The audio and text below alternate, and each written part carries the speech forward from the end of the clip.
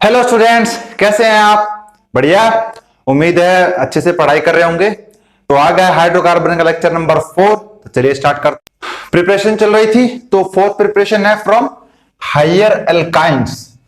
Higher alkynes जैसे कि four higher alkynes मतलब ज्यादा अपने को कार्बन वाला एल्काइन चाहिए। तो मान लिया हमारे पास ये R वाला है कोई, तो हमने उसको रिएक्ट करवाया सोडियम NH2 से, और ये H प्लस क्या है? Acidic hydrogen. ये रिएक्ट कर जाएगा। यहां पे क्या आ जाएगा? Sodium ion. अगले में हमने क्या किया? NX निकाल दिया, यानी कि सोडियम यहां से और X यहां से, और अपने पास क्या आ गया? अल्काइन फॉर, मतलब जो बड़े चेन के लिए अपने पास अल्काइन आ गया। ऐसे ही कोल्बे इलेक्ट्रोलाइसिस हर एक में आ रहा है। तो हमने पहले क्या लिया? यहां पे सोडियम मैलिएट, जहां पे डबल बॉन्ड है और आयन है ना। तो यहां से हमने पहले स्टेप में क्या किया? 2 सोडियम आयन निकाल दिए। इसके बाद हमने इसको एक इलेक्ट्रॉन दिया, 2 इलेक्ट्रॉन जो यहां पे आके इसको फ्री रेडिकल बना दिया, और फिर यहां से 2 CO2 एलिमिनेट कर दिए। तो हमारे पास क्या आ गया? एल्काइन। क्लियर? तो ये तो थी प्रिपरेशन किसकी? एल्काइन की, है ना। ये हायर एल्काइन के लिए, और ये एल्काइन के लिए कैसे प्रिपेयर कर सकते हैं हम? किससे? सोडियम मैलिएट से। अब पढ़ते हैं केमिकल प्रॉपर्टीज ऑफ एल्काइन।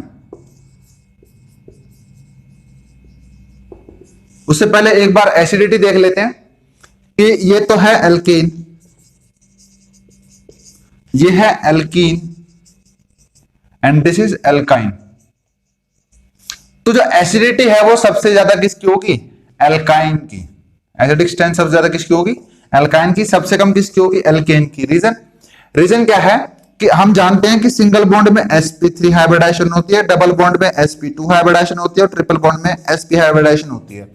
तो लॉजिक क्या कहता है कि जितना ज्यादा s करेक्टर होगा ना, उतनी ज्यादा एसिडिटी होगी। अच्छा, आप इनमें s करेक्टर समझ लें कि अगर मैं कहूं sp3 में ये पूरा 100% है, यानी कि s और 3p मिलकर 100% बना रहे, तो खाली s कितना बना रहा होगा? 25%। भाई अगर मैं इसके 4 भाग करूं, इसको s समझ लेते हैं, s p p p, तो 4 पार्ट हो गए, 25 ये 25 ये 25 ये 25 ये, है ना। तभी तो 100 बन रहा होगा। तो यहाँ पे कितना है? 25%। sp2 में देखूं तो यहाँ पे 3 है, तो कितना हो रहा होगा? 33%। और sp में कितना है? 50%। तो सबसे ज्यादा कहां पे है? sp में। sp कहां होती है? एल्काइन में। तो सबसे ज्यादा एसिडिटी किसकी होगी? एल्काइन की। एक तरह से और भी समझ सकते हैं कि जो इलेक्ट्रोनेगेटिविटी है उसके कंसेप्ट से समझ लो कि एल्काइन में इलेक्ट्रोनेगेटिविटी सबसे ज्यादा होती है ना। मान लो यहां पे ये एल्काइन है, ये एल्कीन है, और ये एल्केन है। अब यहां पे एक H2 पड़ा हुआ है ना। तो सबसे पहले कौन लेगा? ये लेगा। कह रहा है यार मेरे पास तो 3 ट्रिपल बॉन्ड बने हुए हैं, एक तो तोड़ू कम से कम। उसके बाद ये, और ये तो लेगा ही नहीं, है ना। तो ये चीज है कि ये किसका ऑर्डर है? इलेक्ट्रोनेगेटिविटी का। इसके बेस पे देख लो, या परसेंटेज ऑफ एस कैरेक्टर देख लो। बात वही पढ़नी है कि more the percentage of S character more is the acidic strength. Clear? चले आगे। Very good. तो स्टार्ट करते हैं एडिशन रिएक्शन। एडिशन रिएक्शन में क्या है कि इलेक्ट्रोफिलिक एडिशन रिएक्शन, है ना। इलेक्ट्रोफिलिक एडिशन रिएक्शन जिसमें क्या होगा? हम HI जोड़ेंगे, HBr जोड़ेंगे, और HCl जोड़ेंगे नहीं, जोड़ चुके हैं। सॉरी, मैं आपको ये टॉपिक यहां पे दोबारा नहीं करवाऊंगा। GOC में ये बेस्ट एक्सप्लेन कर रखा है, ये अलग से ही एक टॉपिक है ना। तो ये कवर हो चुका है। नेक्स्ट है न्यूक्लियोफिलिक एडिशन रिएक्शन, जहां पे हम H2O को जोड़ेंगे। H2O कैसे न्यूक्लियोफाइल बन सकता है कि यहां से अगर ये टूटेगा तो OH नेगेटिव, ये कैसे एक्ट करेगा? न्यूक्लियोफाइल की तरह। ये अपने को पता है भैया, एल्काइन है ना, एल्काइन है। यहां पे अपने मर्क्यूरिक सल्फेट ले लिया तो वो 1% भी काम चल जाएगा, लेकिन H2SO4 ले लिया तो 40% कंसेंट्रेशन होनी चाहिए, है ना। लेने के बाद क्या होगा? ये जो मान रहा है ये टूटेगा Hg2+ और SO4 2 नेगेटिव में।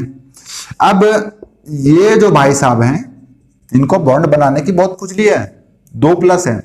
अब ये वाला बॉन्ड यहाँ पे क्लेवेज होगा, एक बॉन्ड टूटेगा तो एल्कीन बच जाएगा। अब ये आधा बॉन्ड इससे बनाएंगे, आधा बॉन्ड, मतलब दो बॉन्ड बनाने चाहते हैं ना, तो दो बॉन्ड बना लेगा भैया, ये कुछ इस तरह से इंटरमीडिएट बना लेगा।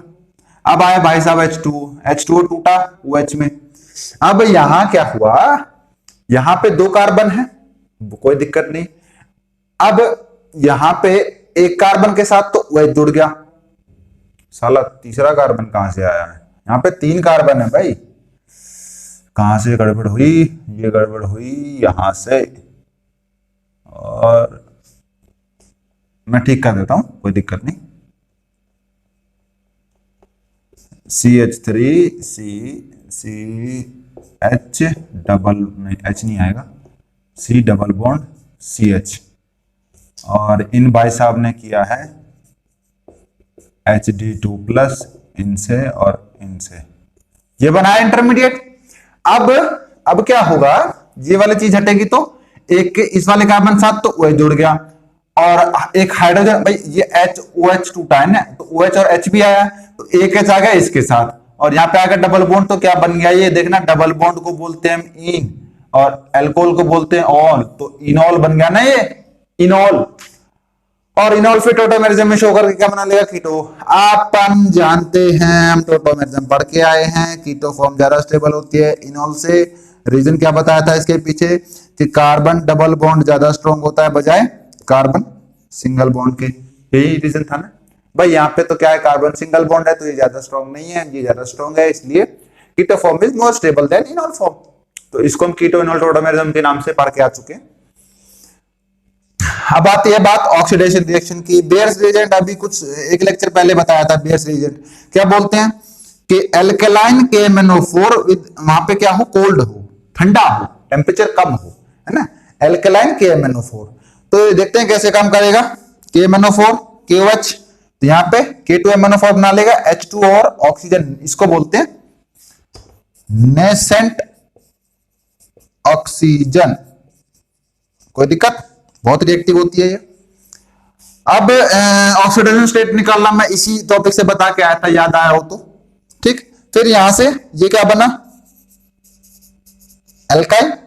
एल्काइन मतलब हमने लिया, एल्काइन से हमने जो इसका बाय प्रोडक्ट था यानी कि H2 और नेसेंट ऑक्सीजन ये मिक्स करवाया, तो क्या हुआ देखना, यहाँ पे OH और H प्लस आएगा, ये H प्लस इससे जुड़ के क्या बना लेगा, एक और OH, एक OH यहां जुड़ गया, एक OH यहां जुड़ गया, यहाँ पे तीन बॉन्ड थे, यहाँ पे दो रह गए, ये क्या बन गया, ऑक्सीडाइज हो गया ना ये, तो ये डबल बॉन्ड और O। कोई दिक्कत नहीं, इनॉल नहीं बोलेंगे इसको, इनॉल में तो खाली एक OH होता है, ठीक है। तो यहाँ पे ये इसका ऑक्सीडेशन हो गया, है ना। चलिए आगे चलते हैं। नेक्स्ट है हॉट एल्कोहलिक नंबर 4। पीछे हमने पढ़ा था कोल्ड एल्केलाइन KMnO4, वो था बेयर्स रिएजेंट। यहां पे क्या है, ये है एल्केलाइन KMnO4 बट हॉट है। हॉट होगा तो ये अगेन एल्काइन क्या होगा, ये यहां पे हमने H2 ले लिया तो सीधा सीधा यहां पे H2 जुड़ जाएगा, है ना। यहां पे तो क्या हुआ है, डी नहीं, हाइड्रोजिनेशन हो गया, एडिशन ऑफ हाइड्रोजन, क्लियर। अब इसके बाद यहां पे अपने क्या लेना है, H2O, 2 मोल ले लो, क्या दिक्कत है। उसके बाद हमने क्या बना दिया यहाँ पे, ये देखा देखा सा लग रहा है ना, ग्लाइकोल बोलते हैं ना इसको, हाँ। और फिर नेसेंट ऑक्सीजन के प्रेजेंस में हीट कर दिया तो यहाँ पे क्या बन गया, HCOOH, इसको हम क्या बोलते हैं, फॉर्मिक एसिड। चीटी काटी है कभी, फिर तुम्हारी बॉडी में फॉर्मिक एसिड है। फिर HCOH फॉर्मिक एसिड बन गया, वो ब्रेक करेगा किसमें, 2CO2 में और 2H2O में। ये चीज ध्यान रखना, कोई भी ऑर्गेनिक कंपाउंड है, कोई भी कैसा भी, वो एक ही स्टेबल प्रोडक्ट में टूट सकता है, H2O प्लस CO2। नोट डाल के लिख लीजिएगा इस बात को, ठीक है। अब देखते हैं ओजोनोलाइसिस, पीछे ही पढ़ चुके हैं, बस एल्काइन था इसलिए थोड़ा बताना जरूरी है कि ये किस लिए यूज होता है। हमें पता है डबल बॉन्ड और ट्रिपल बॉन्ड की पोजीशन को डिटरमाइन करने के लिए हम यूज करते हैं ओजोनोलाइसिस। ये क्या है, अगेन एल्काइन। अब यहाँ पे ये वाला बॉन्ड, एल्कीन में ये वाला बॉन्ड नहीं बन रहा था, है ना, यहाँ पे बनेगा, लेकिन क्लेवेज बिल्कुल सेम है, प्रोसेस में कोई चेंज नहीं है, ये क्लेवेज होगी। अब ये जो O बचा है जिंक लेके जिंक ऑक्साइड बाहर, और ये जो बचा हुआ है ये तो आपको दिख ही रहा है। अब ये कीटोन, अब अच्छा यहां से हम ये नहीं कह सकते कीटोन है, कैसे कि यही ग्रुप अगर यहाँ पे एक हाइड्रोजन जुड़ गया और एक कार्बन जुड़ गया तो ये एल्डिहाइड बन जाएगा। अगर इसी में एक OH और एक कार्बन जुड़ गया तो कार्बोक्सिलिक बन जाएगा। अगर इसी में कार्बन कार्बन जुड़ गया तो कीटोन बनेगा, है ना। तो फर्क है, यहाँ पे केवल अपने को कार्बोनिल ग्रुप मिल रहा है, ठीक है। बेसिकली यहाँ पे मैक्सिमम केस में एल्डिहाइड और कार्बोक्सिलिक एसिड मिलता है, कीटोन भी मिलता है, कुछ नहीं कह सकते, मैक्सिमम केसेस में एल्डिहाइड मिलेगा। पॉलीमराइजेशन, पॉलीमराइजेशन ये अगेन एल्काइन, एल्काइन क्या करेगा पॉलीमराइजेशन किसके प्रेजेंस में, red hot iron tube, red hot iron tube के प्रेजेंस में एल्काइन को डाल दो, फटाफट से बेंजीन बना लेगा। ये एनसीईआरटी में जीओसी में दे रखा है। फिर अगेन ये एल्काइन, एल्काइन निकल डाइसाइनाइड के प्रेजेंस में हाई प्रेशर पे क्या बना लेगा, ऑक्टा टेट्राइन। कैसे, ये एक कार्बन 2 3 4 5 6 7 8, 8 कार्बन है तो ऑक्ट, और फिर 1 2 3 4 4 डबल बॉन्ड है तो टेट्राइन, सिंपल ऑक्टा टेट्राइन, है ना। 8 वाले को ऑक्टा बोलते हैं, लिखवाओगे गिनती, जैसे 1 वाले को मैथ 1 सेकंड लगनी है यार, 2 को एथ, 3 को प्रॉप, 4 को ब्यूट, 5 को पेंट, 6 को हेप्ट या सेप्ट, हो भैया मार पड़ जाएगी, हेक्स, है ना। 7 को हेप्ट या सेप्ट, 8 को ऑक्ट, 9 को नॉन और 10 को डेक, सिंपल। फिर यहाँ पे अगर एल्काइन को एल्काइन में ही जोड़ दो, फिर किसके प्रेजेंस में, कॉपर क्लोराइड और अमोनियम क्लोराइड, तो यहाँ पे एक तो डबल बॉन्ड हट जाएगा क्योंकि ये वाला कार्बन इससे जुड़ जाएगा, लेकिन दूसरा नहीं हटेगा, है ना। तो इसी को n नंबर में जोड़ते चले जाओ, सीरीज बन जाएगी। क्लियर, यहां तक समझ में आ गया। चले आगे, नेक्स्ट देखते हैं पॉलीमराइजेशन की टेंडेंसी। यहां पे लिख लीजिए टेंडेंसी ऑफ पॉलीमराइजेशन, हाँ जी। तो एल्काइन की टेंडेंसी ज्यादा है एल्कीन से, क्यों है भैया, भुखमरी है एल्काइन में। पहली बात तो भैया एल्काइन होता है sp हाइब्रिडाइज्ड, दूसरा 50% s करेक्टर, एसिडिटी भी ज्यादा, है ना। तो अब इन दोनों में से एल्काइन जो है ज्यादा रिएक्टिव होगा, ज्यादा रिएक्टिव होगा तो जल्दी जुड़ेगा। जैसे इस केस में देख लो, जहां डबल बॉन्ड भी है सिंगल बॉन्ड भी है, यहाँ पे HCl कुछ इस तरह से टूटा, यहां नहीं गए, यही वाला बॉन्ड गया पहले, उसके बाद Cl यहां जुड़ गया तो यहां पे आ गया, और H यहां आ गया तो ये खा गया H। चलो डबल बॉन्ड कहां गया बे, डबल बॉन्ड तो आएगा, ठीक है। तो ये कहानी बन गई, 1 2 3 4, नहीं भैया सिंगल ही आ रहा है, कुछ तो गड़बड़ है, ये CH ही रहेगा ना। एक सेकंड दीजिए बस, अब ठीक है। अब देखिए 1 2 3 4, 1 2 3 4, हाँ अब ठीक है। तो ये क्या हुआ कि जल्दी कौन टूटा, एल्काइन, है ना, नॉट एल्कीन। ऐसे यहां पे देख लो, यहां पे तो कहोगे सर आप झूठ बोल रहे थे, ये क्या हुआ, यहां पे तो कह रहे हो कि इसकी टेंडेंसी ज्यादा है, यहां पे कह रहे हो इसकी टेंडेंसी ज्यादा है, मैं कह रहा हूं ये थोड़ा गलत बन गया है। हाँ भी कर देते हैं ठीक बच्चा लोग, ये लो हो गया ठीक। क्या हुआ कि ब्रोमीन जो है वो जाएगा इधर और हाइड्रोजन जाएगा इधर, तो इधर पलट दिया हूं मैं, तो इसके साथ तो हाइड्रोजन आ गया, तो हाइड्रोजन ये रहा, और उसके साथ तो हाइड्रोजन भी नहीं है तो ये रहा डबल बॉन्ड। अब देखिए कार्बन 1 2 3 और एक हाइड्रोजन 4, 1 2 और 2 ये 4, ठीक है। हाँ अब ठीक है भैया, बिल्कुल ठीक है, सॉरी गलती हो गई, डिसलाइक नहीं करना अच्छे बच्चे की तरह। तो समझ में आ गए कि डबल बॉन्ड ज्यादा रिएक्टिव है सिंगल बॉन्ड से, ड्यू टू एस कैरेक्टर से ले लो, एसिडिटी से, किसी भी वजह से ले लो, तो पॉलीमराइजेशन टेंडेंसी की एल्काइन की ज्यादा होगी बजाय किसके, एल्कीन के। Very good. और कहें तो ये कंजुगेट सिस्टम में है कि नहीं है? अरे double bond, single bond, double bond, क्या बताया था conjugate system? Double bond, single bond, double bond हो, या lone pair, single bond, lone pair हो, या फिर चार्ज, सिंगल बॉन्ड चार्ज हो, या प्लस चार्ज हो, या नेगेटिव प्लस, कुछ भी हो, मतलब एक अल्टरनेट पे वही सेम चीज, या चार्ज, जैसे चार्ज है तो चार्ज आना चाहिए, डबल बॉन्ड है तो डबल बॉन्ड आना चाहिए, है ना, इस तरह से। लोन पेयर तो लोन पेयर। तो ये चीजें समझ चुके हैं हम अच्छे से। नोट डाल के लिख लीजिए, वर्ल्ड वॉर हुई थी 1914 से 1918 के बीच में। ये नहीं पूछ रहा हो। मजेदार बात क्या है कि ये है एक एल्कीन, है ना। एल्कीन को हमने, ये क्या है, ये देखा देखा सा नहीं लग रहा कहीं? है ये सल्फ्यूराइल क्लोराइड, देखा है कहीं? नहीं देखा होगा, पक्की बात है। क्या है ये? सल्फ्यूराइल क्लोराइड, और ये अगेन एल्कीन। इनको जब मिला डुला दिया, मिक्स कर दिया, तो क्या बन गया? मस्टर्ड गैस, जो कि पॉइजनस गैस है। ये इसका फार्मूला है ना।